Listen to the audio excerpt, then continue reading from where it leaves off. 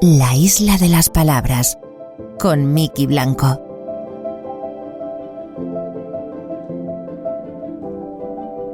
Decían en la película Ex Machina que un día las inteligencias artificiales nos verán como a simios que caminaban erguidos condenados a la extinción. Pues hombre, yo no sé si ese día va a llegar, y si es así espero que tarde bastante en hacerlo. Pero en cualquier caso, de lo que estoy seguro es de que por mucho que la inteligencia artificial llegue a desarrollarse, jamás va a lograr compararse con el alma y el corazón del guión escrito por un humano. Bienvenidos a vuestra isla, la de las palabras.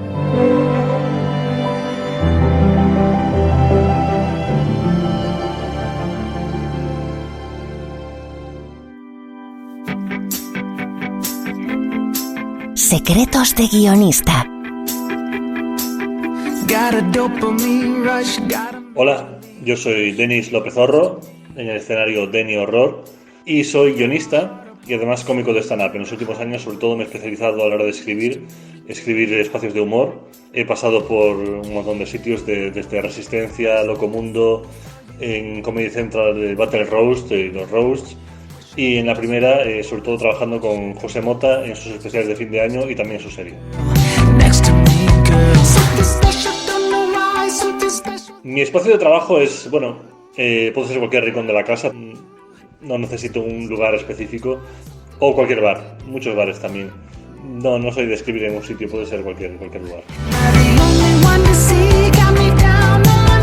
Mi herramienta básica de trabajo es, un portátil normalito, como este desde que estoy grabando, y libretas, y escribir en Word o en OpenOffice, que es incluso más barato. A veces, sobre todo si hay prisa, puedo escribir en cualquier situación y no necesito silencio especialmente. De hecho, suelo poner algo de fondo siempre. Sobre todo si no hay prisa, pues a veces pongo música y si no, la tele, pero tiene que ser un programa que no me interese especialmente. Si escribo con música, suele ser electrónica y de hecho hay como siempre con los mismos discos y ya tengo como asocio esos discos a que estoy trabajando. Siempre empiezo de una estructura, siempre empiezo por la estructura. Cuando escribo comedia o sketches, lo que hago es primero estructura, después a lo mejor pienso chistes específicos o gags que puedan quedar bien para ver si la cosa puede quedar guay. Pero lo que sí es que si empiezo con un plan, pero luego si se me ocurre algo mejor puedo ir por otro camino. O sea, siempre empiezo con estructura, pero no me fijo a ello. O sea, puedo desviarme si encuentro algo que me apetezca más. No suelo hacer ficción. Cuando hago stand-up, por cómo es el medio, pues evidentemente soy yo en todo.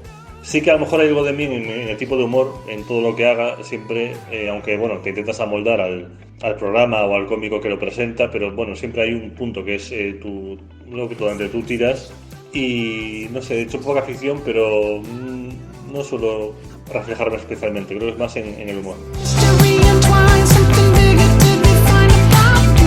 Lo que sí me pasa muchas veces durmiendo es que a lo mejor se me ocurre un chiste que creo que es brillantísimo y me empiezo a agobiar con que me tengo que acordar, me parece que eso va a ser la hostia, y cuando me despierto me doy cuenta de que era una estupidez y que no tenía ningún sentido.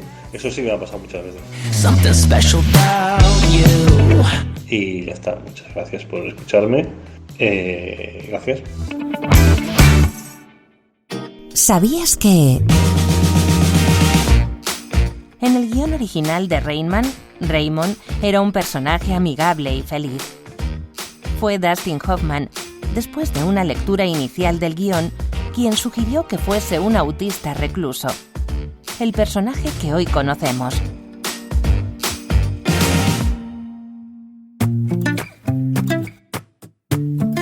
Una página, un minuto.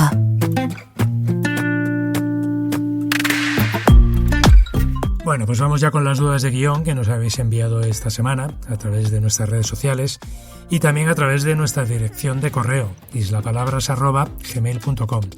Hoy está con nosotros para ayudarnos con vuestras preguntas Felipe Mellizo. Felipe es guionista, es miembro de la Academia de Televisión, creador de series, productor ejecutivo, showrunner y es además profesor y tutor de proyectos. Felipe ha sido además uno de los creadores de series tan míticas como Compañeros, Médico de Familia, Periodistas o Menudo es mi padre. Y ha trabajado en otras como Águila Roja o Cuéntame. Y entre otros muchísimos trabajos ha sido, por ejemplo, el escritor, el guionista del acto inaugural del Estadio Olímpico de Sevilla en 1999. Felipe Mellizo, ¿qué tal? ¿Cómo estás? Hola, buenos días. Muchas gracias por invitarme. Nada, gracias a ti por estar con nosotros. Oye, Felipe, leo entre otras 1000 cosas en tu currículum. Por ejemplo, dices tú que eres especialista contrastado en crear equipos, en limar asperezas y en resolver lo irresoluble. Y yo te quería preguntar si hay muchas asperezas en los equipos de guión normalmente. Muchísimas, hay tantas como personalidades. Es infinito, es una combinación de caracteres, igual que cuando combinas caracteres en el papel de una serie, lo mismo a la hora de crear equipos, trabajar en equipo, siempre, no solo en guión, sino en todos los otros, las otras partes de la producción, pero sí, es complicado y hay muchísimo. ¿Y es muy difícil limar esas asperezas? A veces es más agradecido, más fácil, otras veces más complicado, a veces no tienen tanto contacto las personas entre sí, depende del tipo de producción que se esté haciendo, a veces sí. Escriben o se relacionan poco y otras veces cuando son producciones en equipo, pues sí hay bastante líos que llegan a veces a enfrentamientos de no volver a hablarse en mucho tiempo. Pero a la larga, yo los he vivido en primera persona y a la larga siempre se olvida y se recupera la relación. Y siempre se arregla, ¿no? Estupendo.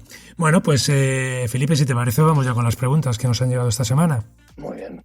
Venga, vamos a por ellas. La primera pregunta que nos ha llegado a nuestra dirección de islapalabras@gmail.com nos la ha enviado Carla, que nos lo ha hecho desde Gijón. Hola. Os oía recientemente decir que es muy importante que nuestro personaje principal cree cierta empatía con el espectador.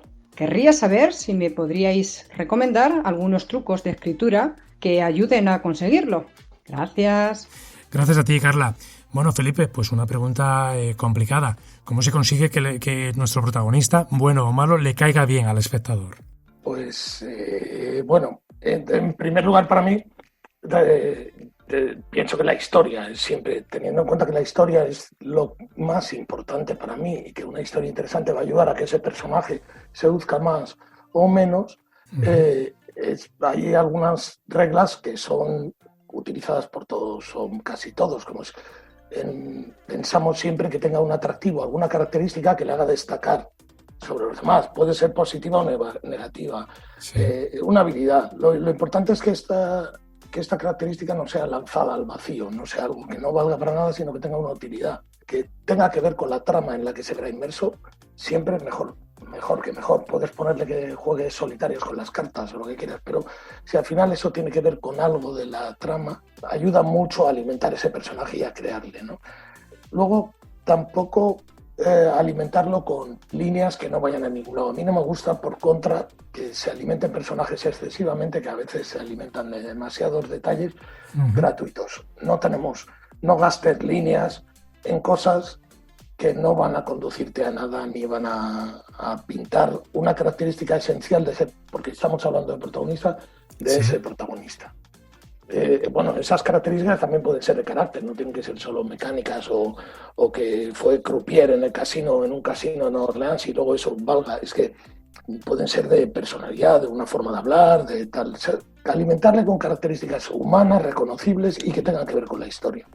Otra regla es, que es también otro básico, es dejar que sean las acciones las que hablen de esa característica o de ese personaje. Una imagen sobre la mesa de un crucigrama, por ejemplo, sobre la mesa, ya daría la idea de que es aficionado a los crucigramas. O sea, pequeños detalles que están muy bien y que te hablan de un protagonista y te hacen que te seduzca. Por ejemplo, en el caso de Gambito de Dama, cuando yo vi la primera secuencia esta en la que está en el hotel y que luego la historia es un flashback y entonces le ves que va caminando y te fijas en ese ajedrez que tiene, en lugar de un ajedrez a la derecha que además tiene botellas de alcohol, de las típicas de hotel, pues son detalles que dices, vale, esto no está porque sí.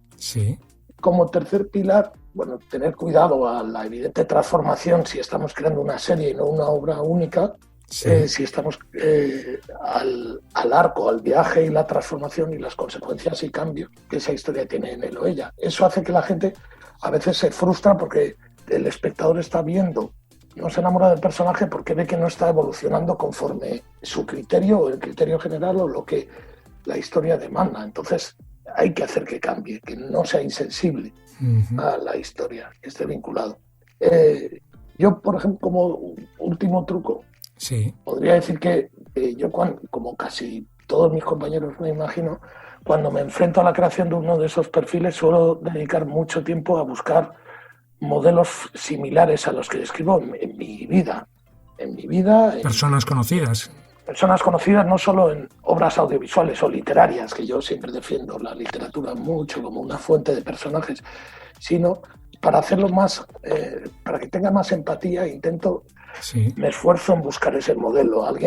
Todos los que nos rodean son de un modo u otro protagonistas, ¿no? De cada pequeña historia de la vida y tienen características y valores que pueden generar empatía. Estupendo. Oye, pues qué interesante. Pues ahí, Carla, te ha quedado clarísimo, ¿no? Cómo construir un protagonista que nos caiga bien o mal, pero con el que tengamos mucha empatía. Perfecto, pues vamos con la siguiente pregunta. Esta nos lleva hasta Zaragoza y nos la ha hecho Héctor. Hola, quería haceros una pregunta. En una escena de mi serie, mi protagonista habla al teléfono con otra persona, pero nosotros solo escuchamos lo que dice mi protagonista, no lo que dice la voz que está al otro lado del aparato. ¿Cómo escribo eso? ¿Como si fuera un monólogo? ¿Señalando las pausas? Bueno, muchas gracias. Gracias a ti, Héctor. Bueno, Felipe, pues sí, típica conversación en la que vemos a uno de los personajes que está hablando, pero no escuchamos qué le están diciendo al otro lado. ¿Cómo se escribe eso? ¿Cómo se transcribe al guión? Bueno, yo me imagino que hay modelos y que tanto productoras y creadores y guionistas, cada uno tiene más o menos su estética a la hora de construir el diálogo dentro de un formato. Entonces, pero yo, cuando no hay un interlocutor en el otro lado, escribo. Normalmente pongo el nombre del personaje y lo escribo marcando las pausas y trabajando con el actor y el director en ello. O sea, simplemente pongo puntos. Tengo la manía, abuso mucho de los puntos suspensivos y me echan unas broncas tremendas mis compañeros. A mí también me gustan.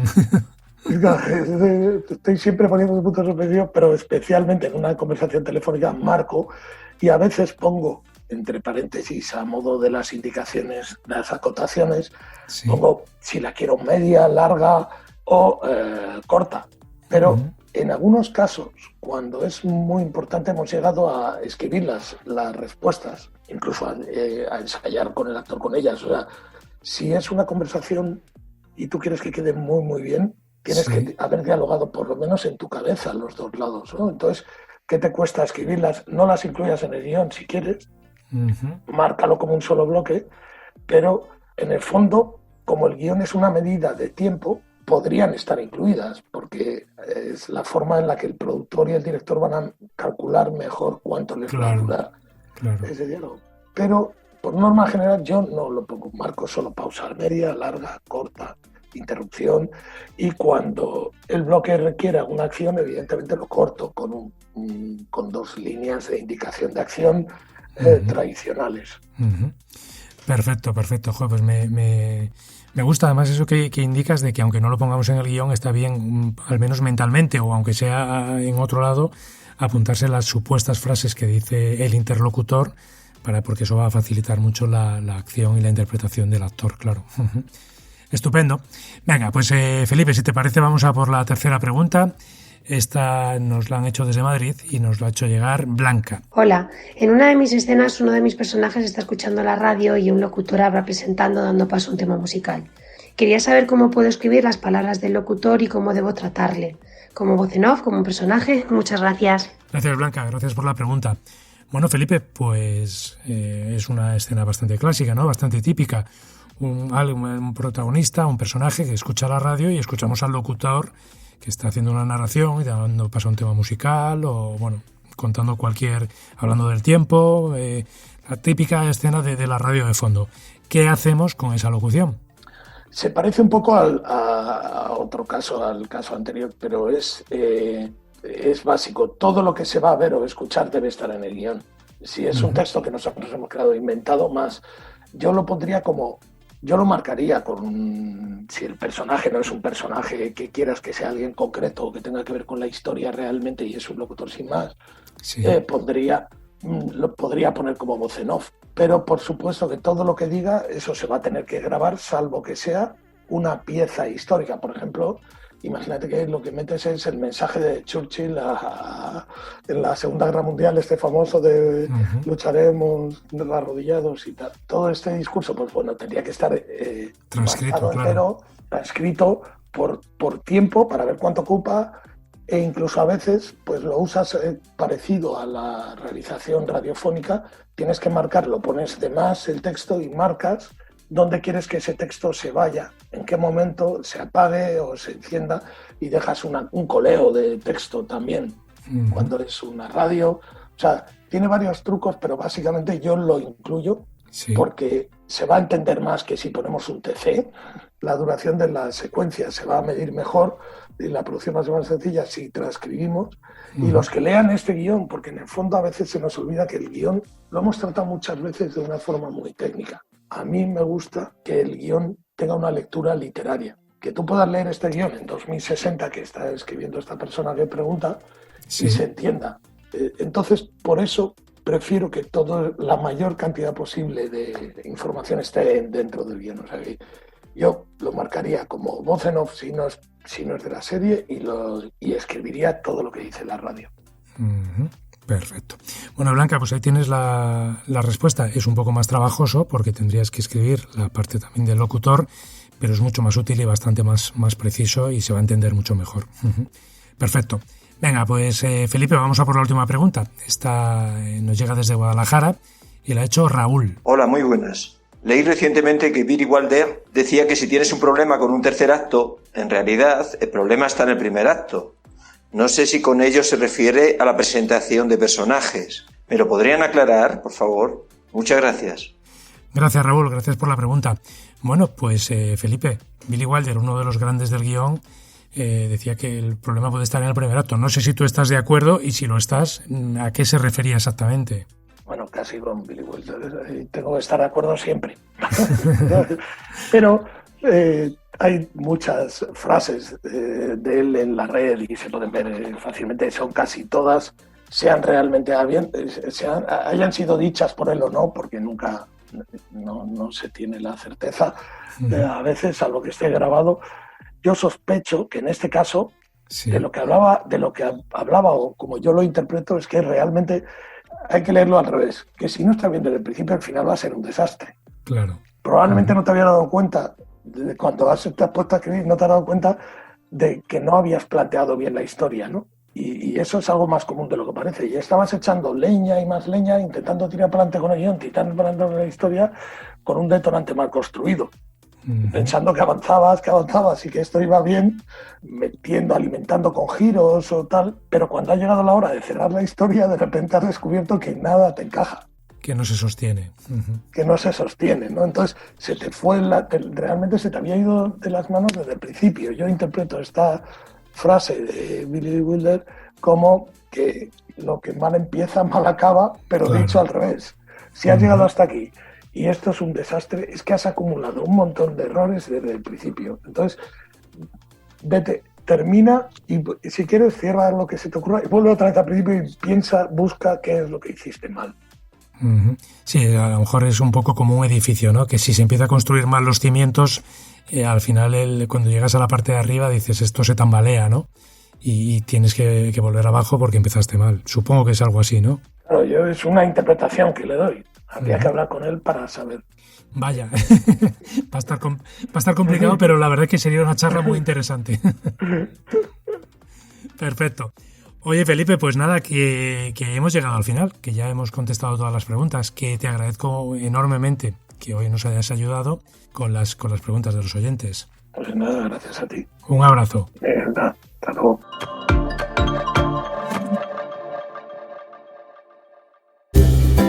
Tips de guión. Lo de escribir es solo cuestión de ponerse. En realidad, dentro del ordenador están todas las palabras. Rafael Azcona.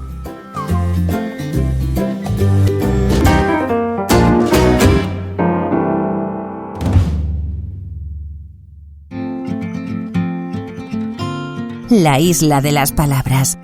El podcast de los guionistas. Cuando uno piensa en un guión, generalmente le viene a la cabeza una serie, una película o un programa de televisión. Y rara vez piensa en un documental, pero muchos de los que nos escucháis sois apasionados de este género. Y para vosotros hoy hemos invitado al programa a José Alayón.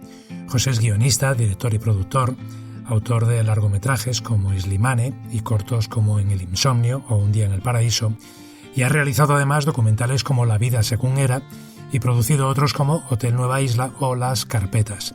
José es nada menos que el presidente del Clúster Audiovisual de Canarias y el fundador del Viaje Films, que produce desde 2007 proyectos de ficción y documentales.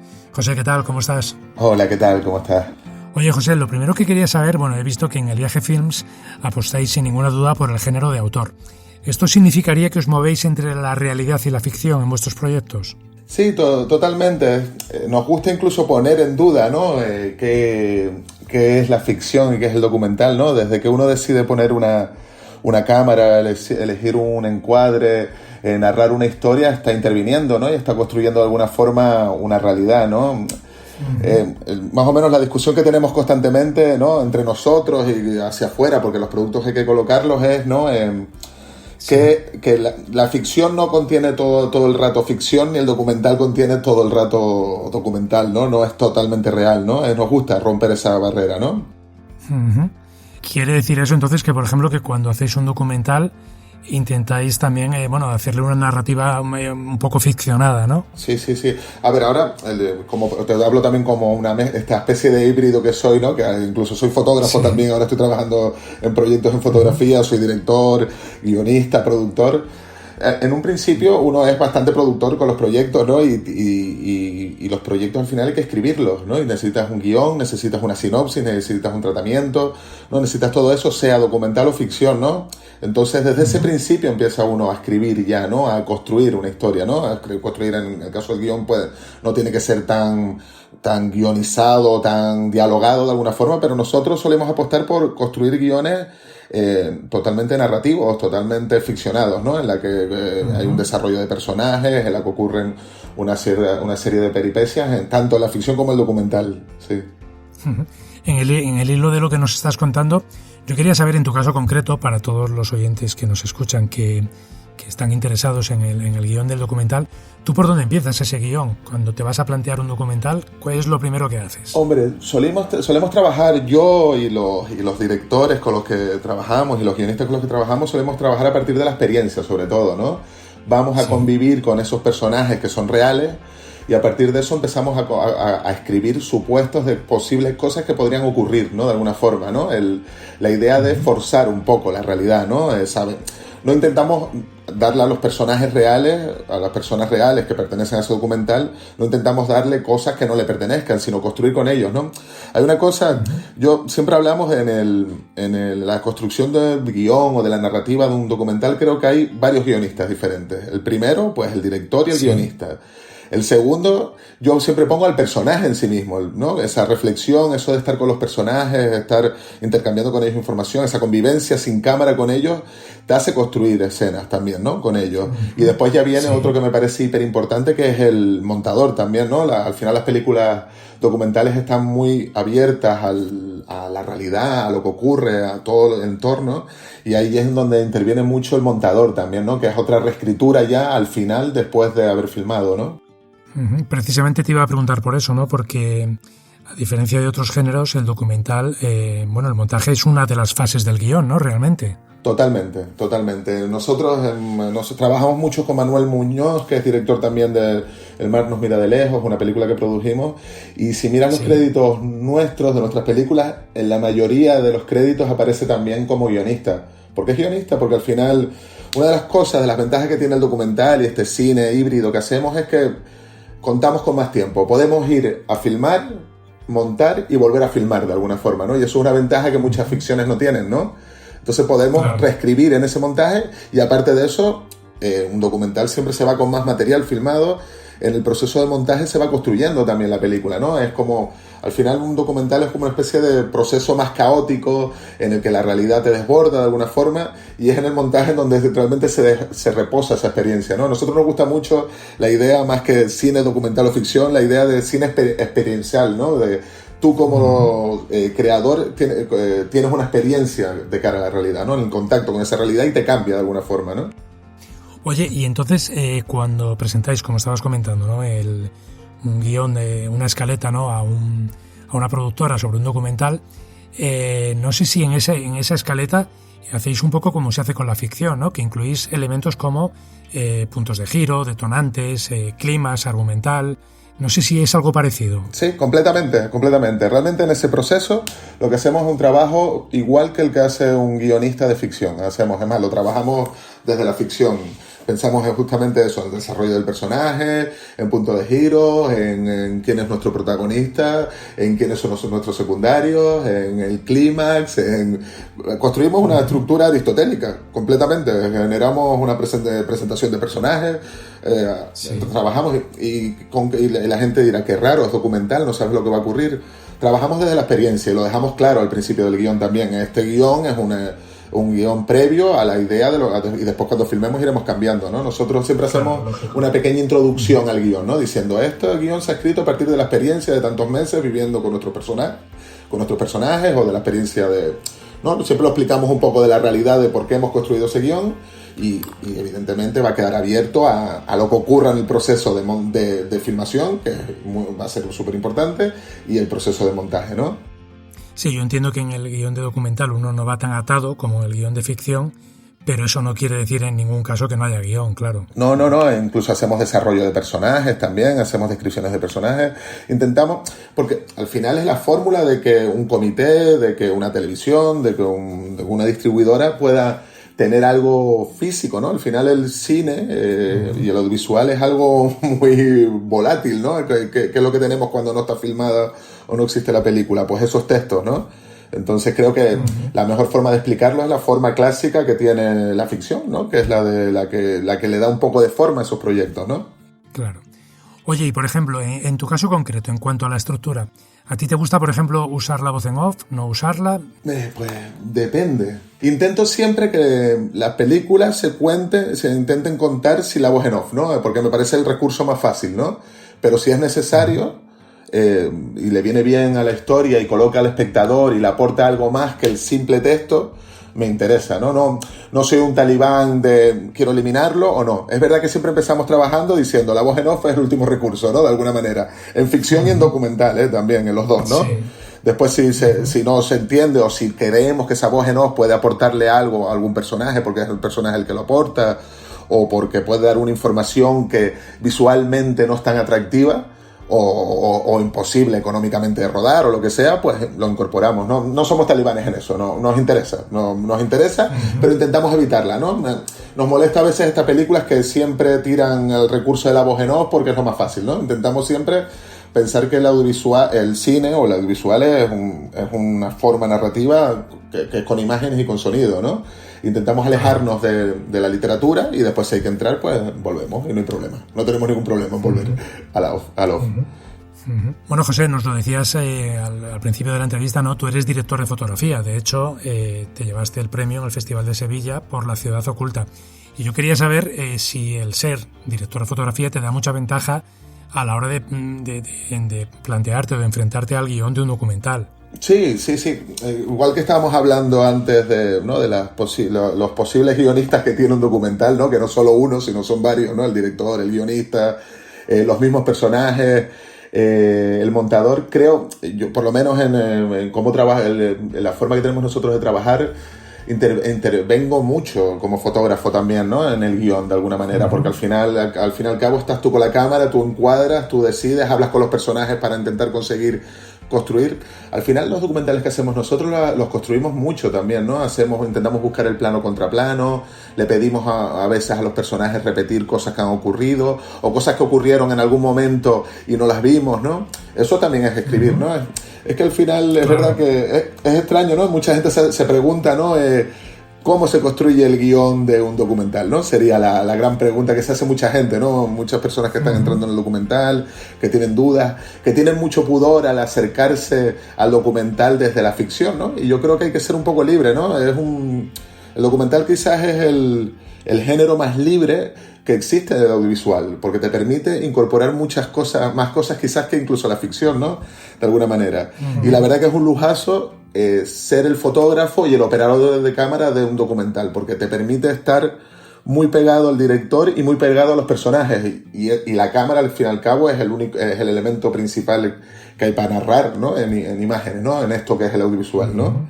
Claro, en la línea de lo que nos decías, de indicar que se repita alguna toma o a los personajes, en el fondo también, aunque sea un documental y parezca extraño, también hay prácticamente una dirección actoral, ¿verdad? Totalmente, y entender, y en ese trabajo tienes que trabajar muy bien tu casting, tu personaje tiene que tener una cierta presencia, tiene que tener una cierta fotogenia, una forma de moverse, tienes que analizarlo, ¿no? Yo creo que en los documentales es muy importante el trabajo previo, ¿no? El trabajo de localización, eso que es muy importante en ficción, quizás es todavía más importante en documental, ¿no? El trabajo de localizaciones, el decidir bien cuál es tu personaje, el intentar construir esa estructura previa que la vas a construir a partir de entender a los personajes y de hablar muchos con ellos, y el entorno, de qué elementos puedes meter del exterior para desequilibrar un poco esa realidad o para que entren, ¿no? Hay una construcción, el documental es una construcción también total, ¿no? Lo que pasa es que está tú constantemente abierta a vivir cosas que pertenecen a la realidad, ¿no? Quizás más que la ficción, ¿no? Que es más construida, que detrás de cámara hay un equipo de técnicos muy grande que te permite poco la improvisación, ¿no? Oye, José, nos estarán escuchando muchos guionistas que se están planteando hacer algún tipo de documental. En el Viaje Films producís proyectos, como decíamos, de ficción, también documentales, pero siempre con temáticas sociales y humanas. No sé si podrías orientarles un poco hacia dónde, tú que conoces muy bien el mercado, bueno, qué es lo que se está vendiendo ahora mismo, por dónde les dirías que podrían tirar. Es complicado, ¿no? No sé si Yo creo que yo le aconsejaría, porque al final nosotros tenemos la convicción de que cualquier historia puede ser universal, ¿no? La única cosa es que darle vueltas para que sea así, ¿no? Cualquier historia local o más pequeña puede convertirse en un relato universal, ¿no? Yo casi que empiecen a construir su guión o su proyecto de película a partir de lo que se venden, yo creo que es mejor que paren y piensen qué es lo que les apetece a ellos hacer. Una película se tarda mucho tiempo en escribir, en filmar, en levantar económicamente sobre todo. Entonces, si no es algo que te sale desde las entrañas, desde algo más personal y que te apetezca, es más complicado, ¿no? Porque vas a estar mucho tiempo con ella y hay veces que se va a desinflar y va a parecer que no lo vas a hacer y no vas a acabarlo. Entonces es mucho más fácil con algo que te apetezca, ¿no? Que te mueva por dentro, ¿no? Y también que conozcas, ¿no? Porque al fin y al cabo creo que una cosa súper importante que hay, que yo creo que le pasa a los guionistas y a los escritores, y a los cineastas, y a los artistas en general, es que creo que de alguna forma en los proyectos hay que encontrar cosas que nos pertenezcan, ¿no? Que sean nuestras, ¿no? O el paisaje, o los personajes, o la trama, algo que entendamos, ¿no? De alguna forma, o que no entendamos pero que queramos entender, ¿no? Algo que nos mueva, ¿no? Claro. Oye, José, por último, alguien que nos esté escuchando ahora mismo y que tenga una idea, no sé si se puede dirigir a vosotros, al Viaje Films. Sí, claro, estamos a tope porque estamos siempre como con 4 proyectos, estamos rodando 2 películas al año y no sé qué, pero evidentemente nosotros estamos abiertos a recibir proyectos y por supuesto que sí, claro, cómo no. ¿Cómo es ese contacto? ¿Tienen que enviaros el proyecto? ¿Tienen que llamaros? ¿Cómo tienen que hacerlo? Hombre, yo digo que siempre hay 2 cosas, ¿no? Una cosa, que es una cosa que hago yo y que practicamos todo, ¿no? Yo cuando quiero buscar un socio coproductor, lo primero que hago es analizar qué es lo que hace ese socio, ¿no? Esa persona, ¿no? Ese coproductor o esa distribuidora, qué es lo que distribuye y qué es lo que hacen ellos, ¿no? Pues primero que nos intenten conocer un poco lo que hacemos, ¿no? Lo que produce el Viaje Films, y si creen que somos muy amplios, hacemos muchas cosas, lo que decía antes, hacemos ficción, documentales, siempre con una línea muy autoral, pues que conozcan nuestra obra y si creen que puede estar, que nos puede gustar y nos puede interesar y puede entrar dentro de nuestro calendario, que es lo principal, ¿no? El tiempo, pues por supuesto que nos lo envíen, sí, a nuestro mail y nos llamen. Pues perfecto, ahí lo dejamos, para que cualquiera que quiera ponerse en contacto con vosotros, con una buena idea, pues ahí tiene ese ofrecimiento. José Layón, guionista, director y productor y presidente del Clúster Audiovisual de Canarias y fundador de Viaje Films, que ha sido un placer compartir contigo estos minutos hablando del guión de documental. No, muchas gracias a ustedes, la verdad que es muy, muy bonita la iniciativa y el proyecto que tienen, me encanta. Muchas gracias, te lo agradezco, un abrazo. Venga, chao.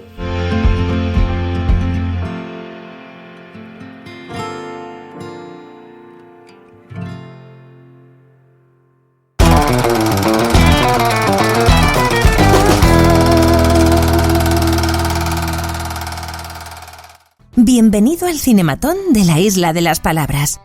Introduzca la moneda, por favor. Diga su nombre y su profesión para comenzar. Juan Luis Galiacho, periodista, profesor universitario, escritor y actualmente director del cierredigital.com, aparte de tertuliano de muchas televisiones de España. Ahora diga su edad. ¿La edad física o la mental? Era broma. Comenzamos. ¿A qué actor contrataría para interpretar su biografía? Pues, mira, yo creo que habría dos personas que quizá me pudieran representar, tuvieran que hacer el papel de mi vida, que sería o Marlon Brando o Al Pacino. ¿En qué lugar grabaría la película de su vida? En mi tierra favorita, Albacete. ¿Cuál es la mejor película de la historia? El Padrino.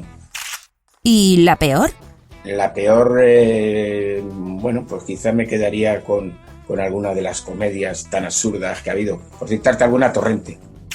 Nombre una serie que nadie debe perderse. Bueno, yo creo que como serie hay bastantes, pero una de actualmente, yo creo, sobre todo porque la estamos trabajando en el periódico, la serie La Veneno. Diga ahora la que le recomendaría a su peor enemigo. Si esa es mi peor enemigo, yo le diría que viera una serie B de las americanas. ¿Películas en versión original o doblada? Me gustan las películas en versión original. ¿Su director favorito es? Sería a lo mejor Kubrick. Déjenos bien y cite ahora el nombre de algún guionista español. Pues el guionista favorito, yo creo que uno de los mejores del mundo, es Rafael Azcona. Dígame cuál es la mejor frase de la historia del cine. Fin. Para concluir, ¿cuál de estos 3 lugares es mundialmente conocido como la Isla Bonita? ¿La Palma? ¿Palma de Mallorca? ¿Las Palmas de Gran Canaria? Yo creo que no hay duda, vamos, cualquier ciudadano del mundo sabe que la isla bonita es La Palma. Perfecto. Hemos terminado. Ya puede recoger sus cinematones. Muchas gracias. Gracias por su visita. Adiós, hasta luego, saludo.